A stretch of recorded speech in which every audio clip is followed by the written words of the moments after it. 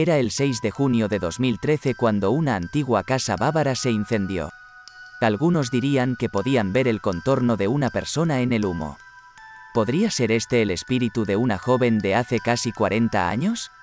¿Una niña que muchos creían que estaba poseída por hasta 7 demonios y que vivía y murió en el mismo edificio? Veamos lo que una vez sucedió en la propiedad ahora destruida en este episodio de El exorcismo de Anneliese Michel. Anneliese Michel nació en Alemania Occidental en septiembre de 1952 en una familia de clase media que vivía en una casa blanca con marcos de ventanas verdes. Tenía 3 hermanos menores, todas niñas. Sus padres eran católicos romanos y ella fue criada religiosamente, asistiendo a misa todos y cada uno de los días de la semana. Sin embargo, su educación aparentemente normal, aunque estricta, se desvió cuando cumplió los 16. Fue entonces cuando tuvo una convulsión repentina con debilitamientos y se le diagnosticó epilepsia del lóbulo, o TLE. Esta condición provoca convulsiones que duran entre 1 y 2 minutos. Es posible que las personas diagnosticadas con este trastorno permanezcan plenamente conscientes. Entonces tendrán alucinaciones de los sentidos, distorsiones visuales, disociación, déjà vu, amnesia, ansiedad y otras emociones fuertes. La convulsión puede terminar allí o progresar a un tipo de alteración de la conciencia en la que es afectada. Esto puede hacer que las personas miren fijamente, inmóviles, se muevan reflexivamente o sean incapaces de hablar, leer o entender palabras. También pueden sentirse confundidas o tener dificultades con la comunicación. Esta convulsión puede incluso extenderse más hasta convertirse en un tipo generalizado en el que todo el cuerpo se tensa y sacude. Después de un ataque, alguien puede estar desorientado por un lapso de minutos a días. Claramente, esta condición puede cambiar la vida. La buena noticia para Anneliese es que, aunque tuvo más de uno, todavía no tenía muchos. Aunque los pocos que tenía en combinación con otros problemas fueron suficientes para destruirla. Era junio de 1970 cuando tuvo su tercero. En ese momento ella era una paciente en un hospital psiquiátrico y le dieron medicamentos anticonvulsivos para ayudarla con sus síntomas. Sin embargo, estos no parecían funcionar. De hecho, su situación empeoró. Ella comenzó a alucinar y ver las caras de los demonios. Además, ella creería que estaba oliendo fuego o heces que en realidad no estaban allí. Así como desarrollar parálisis de ambos brazos. En base a esto, los médicos agregaron el medicamento anticonvulsivo. Esto fue típicamente efectivo para casos de esquizofrenia y otras formas de delirios. Como muchos con TLE, ella se deprimió. Ella también comenzó a escuchar voces mientras oraba. Estas se burlarían de ella y dirían que estaba condenada y destinada al infierno. A pesar de los mejores esfuerzos del médico, en 1973 su salud mental siguió empeorando. También se deprimió más y más. Después de años de medicamentos y tratamientos y sin ninguna mejoría, se consideró un pronóstico alternativo que requería una forma de intervención completamente diferente. Ella creía que estaba poseída por demonios y solo podía salvarse mediante un exorcismo.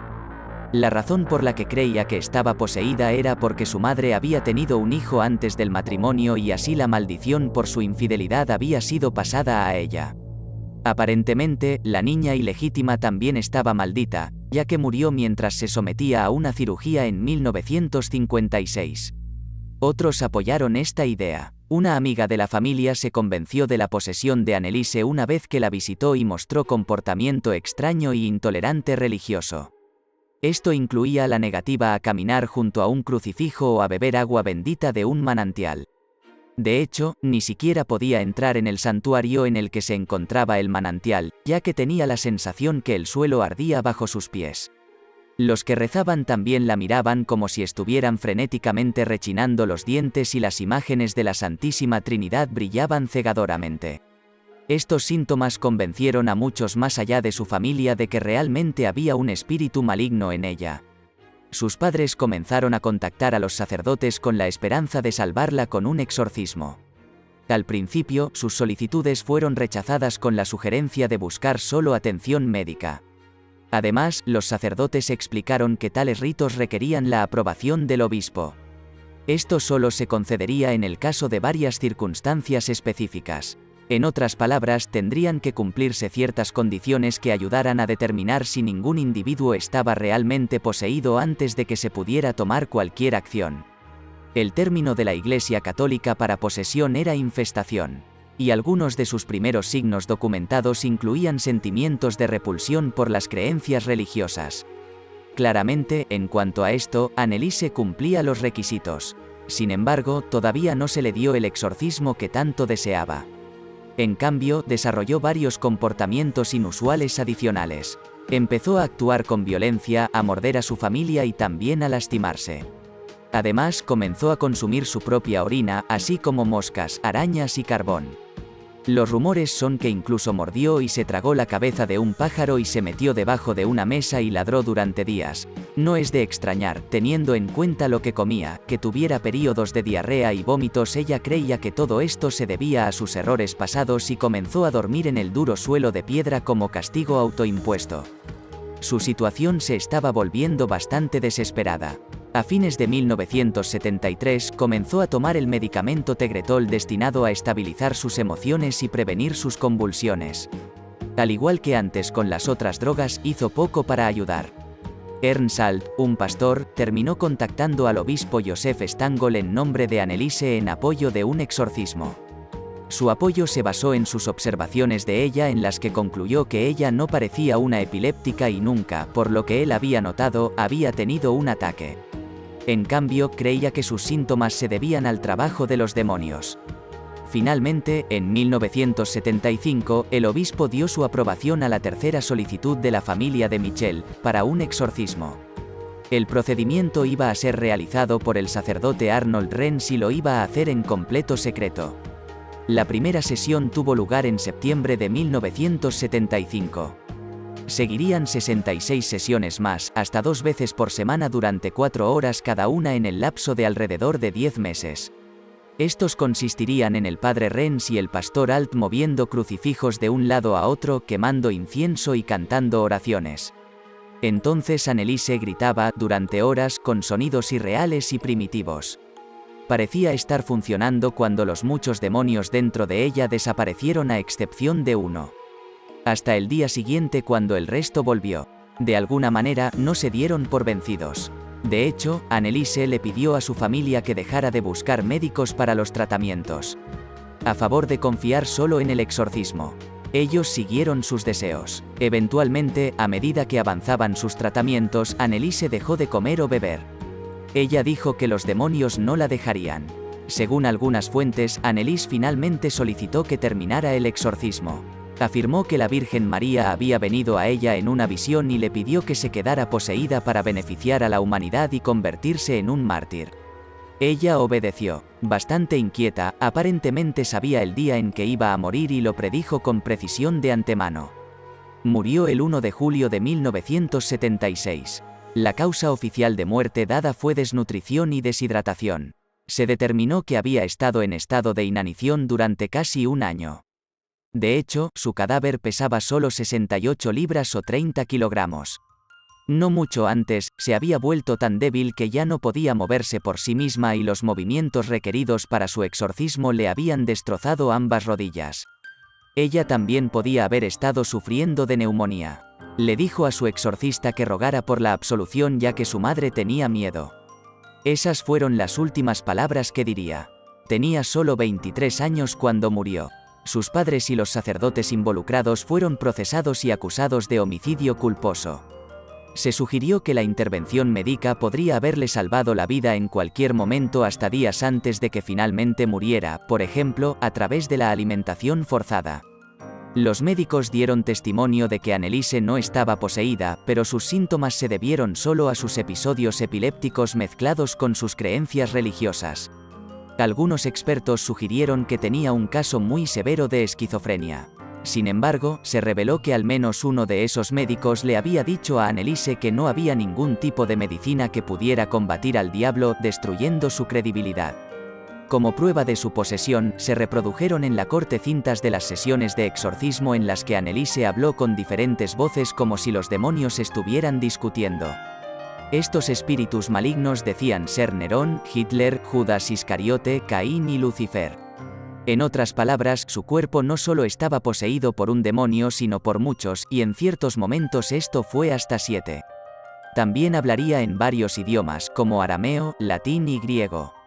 En última instancia, los directamente involucrados creían que el exorcismo había tenido éxito ya que estas voces extrañas terminaron justo antes de su muerte. Fuera o no cierto, los abogados abogaron por la libertad de religión y en contra de cualquier sentencia. Sin embargo, lo que estaba en juego no era tan alto como podría haber sido. El Estado presionó para multar a los sacerdotes y la fiscalía creía que los padres ya habían sufrido bastante. Por lo tanto, ninguna de las partes se enfrentó a la cárcel por lo que habían hecho. Originalmente fueron condenados por homicidio involuntario por negligencia y se les dio una cárcel de 6 meses. Sin embargo, esta fue suspendida. Terminaron con solo 3 años de libertad condicional, que fue una sentencia mayor que la acusación había pedido, pero estaba lejos de ser el peor castigo posible. Después de que terminó, el cuerpo de Anneliese fue exhumado a pedido de sus padres. Luego la colocaron en un ataúd mejor. Sin embargo, esa no era la verdadera razón por la que sus padres querían acceder a su cuerpo.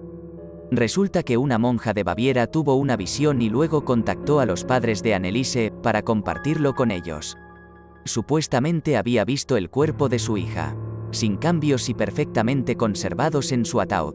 Tenían la esperanza de que esto fuera realmente cierto y que mostraría que ella fue realmente poseída y finalmente salvada a través del exorcismo. Su cuerpo, sin embargo, como haría cualquier otro cuerpo, había comenzado a descomponerse con el tiempo. A pesar de este hallazgo, el interés en su caso continuó. Su tumba incluso se convirtió en un sitio venerado donde muchos la visitaban en peregrinación. Luego llegaron los autobuses, llenando la puerta de turistas que estaban ansiosos por ver dónde había vivido Anneliese, su sepulcro y la capilla erigida en su memoria. Estas personas que estaban fascinadas con el caso vinieron en masa y bastante abrumadas a la pequeña ciudad bávara. La iglesia recibió un duro golpe a través de la publicidad negativa. Eventualmente tuvo un cambio de opinión y afirmó que probablemente tenía una enfermedad mental. Y no posesión, pero el daño ya estaba hecho. La tasa de exorcismos disminuyó. Es probable que esto no cambie pronto. Recientemente, en 1999, el nuevo Papa hizo más estrictas las reglas que rigen los exorcismos y la aprobación es mucho más difícil de conseguir. Pero, ¿tenían razón en última instancia o estaban equivocados después de todo? Puede ser solo una coincidencia, pero en mayo de 2013, el garaje de la capilla construida para Anneliese fue quemado. Si bien se encontró una luz defectuosa cerca, un portavoz de la policía afirmó más tarde que eso sería una forma muy extraña y atípica de iniciar un incendio. Luego, 3 semanas después, la casa en la que vivió y murió se incendió. Afortunadamente, estaba vacía, y lo había estado desde que su familia ya no vivía allí. Como era de esperar, nadie más quería mudarse. Mientras que algunos piensan que los demonios tienen la culpa, el alcalde de la ciudad afirmó que el incendio fue provocado por adolescentes. Si fue el trabajo de los niños, todo lo que podemos decir es que escogieron un buen día para quemar la casa. Junio es el 6º mes del año, que el jueves era el 6º día del mes, y la suma de los dígitos en el año 2013 da 6. Son 36, o 666, la señal bíblica del diablo. ¿Es solo otra coincidencia o es realmente una indicación de que lo que otros temían que podría ser verdad realmente ocurrió todo el tiempo? ¿Qué piensas? Ahora suscríbete o mira uno de estos videos.